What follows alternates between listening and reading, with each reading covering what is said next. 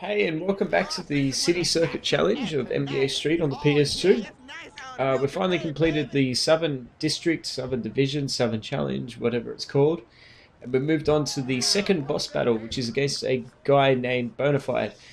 Bonafide looks a bit like a clone of Allen Iverson in the same way that Biggs was a clone of Ben Wallace. But in similar fashion to how Biggs was the British version of Ben Wallace, this guy seems to be Hispanic, which makes little to no sense.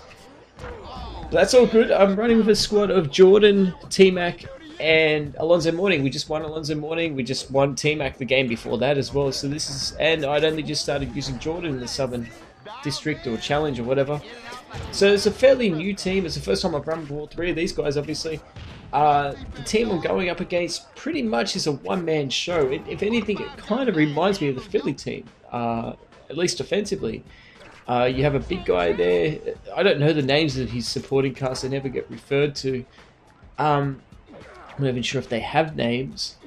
But yeah, all the points came essentially from Bonafide in this, and they had good defenders surrounding him. So yeah, very much like that 2001 Philly squad. But I was able to utilize it. Jordan had a much better game after what he did against Eddie Jones, where he struggled left, right, and center. Had I known the layout of all this, I probably would have run with Baron Davis, just so Jordan could be in the T-Mac role. But T-Mac played fantastic too. And I said last game how you could run with T-Mac being the big man. I would prefer keeping him as a wing, to be honest with you, because it gives an extra shot blocker and rebounder. Outside shot, not so good, but that's okay. It hasn't hurt me so far. And if I get, Ray Allen, Kobe Bryant, I'm assuming his jumper's good. I'm assuming Allen Iverson's got a pretty sweet J on this too. The need for him shooting won't be that high. So I'm pretty sure I'll stick to what I originally said. Have, a big man like Kevin Garnett, Chris Webber, Tim Duncan, and then have the Allen Iverson, the Stevie Francis running the point, and then have... Right now, I'm pretty sold on T-Mac. I like his game in this. A lot more physical. The ability to get those cheesy goaltending blocks. But Alonzo played fantastic too. I didn't realize just how solid they made him in this, which is very cool. Because he was in his prime, he was one of my favorite players. He undersized in his position, but was able to really be an enforcer. And I love that about his game, and it carries over to here in NBA Street. And he doesn't need the ball at all. I would prefer using him than Shaq. And I like this squad so far, but I don't like using Jordan every single game too. I just wanted to get this game over and done with, to be honest with you. But yeah, there's a miss by Bonafide, but the ball comes back to him. Incredible handles, and it's hard to really stay in front of him because of that. Every time they go into a move, my guy gets rocked back. That was a huge play.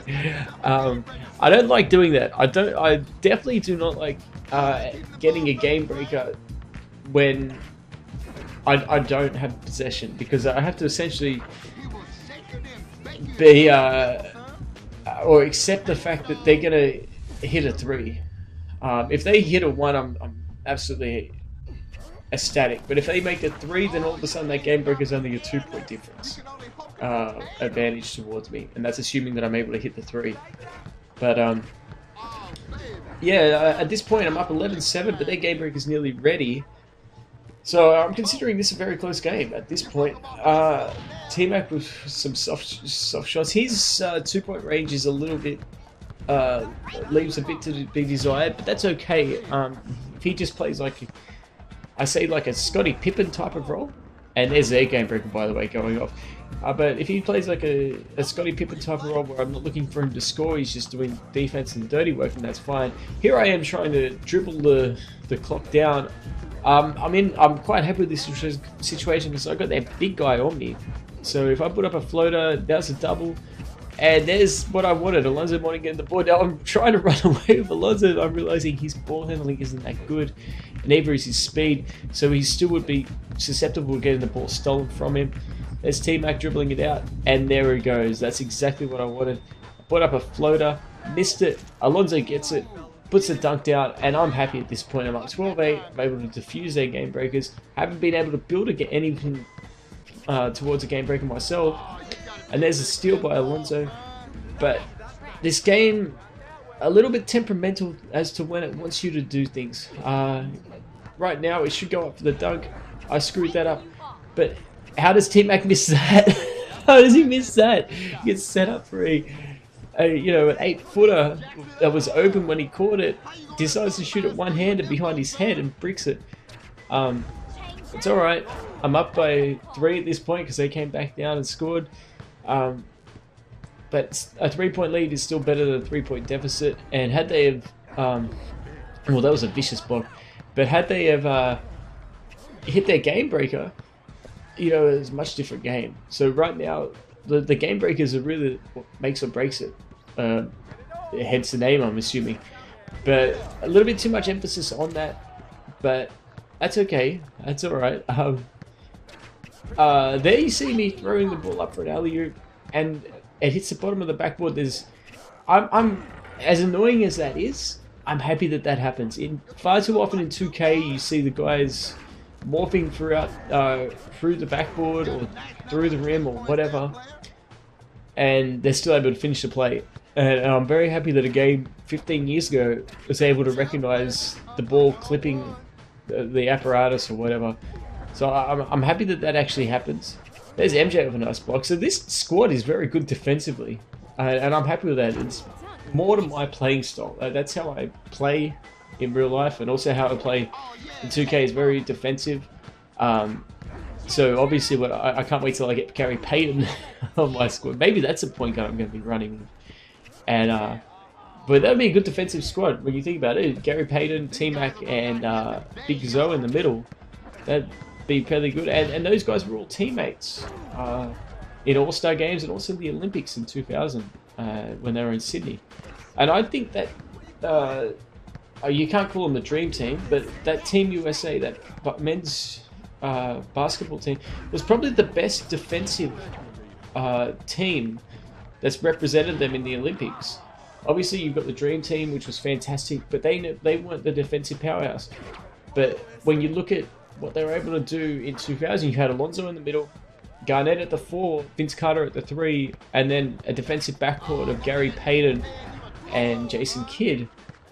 To me, that's the best defensive squad that's ever represented America. So I'll be recreating that, a piece of that. So that will be my Team USA squad, and that'll be fun to do that. But I'm not sure when I'm going to be playing Seattle or Minnesota. The sooner the better, because I want to get these guys on my team. I'm up 18-15 at this point, and turning the ball over a little bit, but I'm feeling a little bit better about the entire situation because I can actually defend back. So if I turn it over, it's not deaf. I'm actually able to get stops when I need to. Jordan with a nasty crossover and then flushes it down over the top of some random guy who I don't know the name of, which is fantastic. I'm 2 points away from getting a victory here. Jordan just snatches the ball out of midair. T-Mac once again puts up a very, very soft shot, but he's able to get the ball back and then turns it over again. Now it's getting sloppy. I do like the AI of the opposition though, that they're able to recognize when a shot is not a good shot and they'll try to pass it out, and that's all well and good.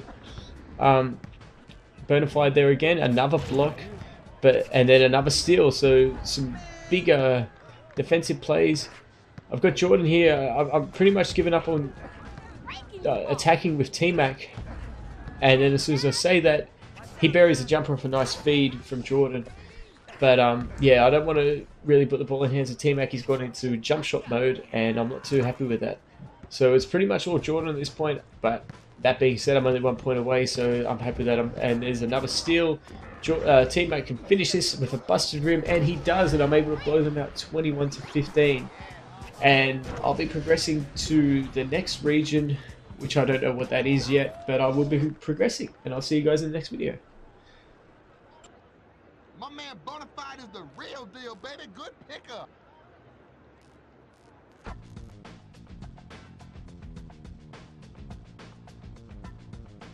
These players were putting in work out there, baby.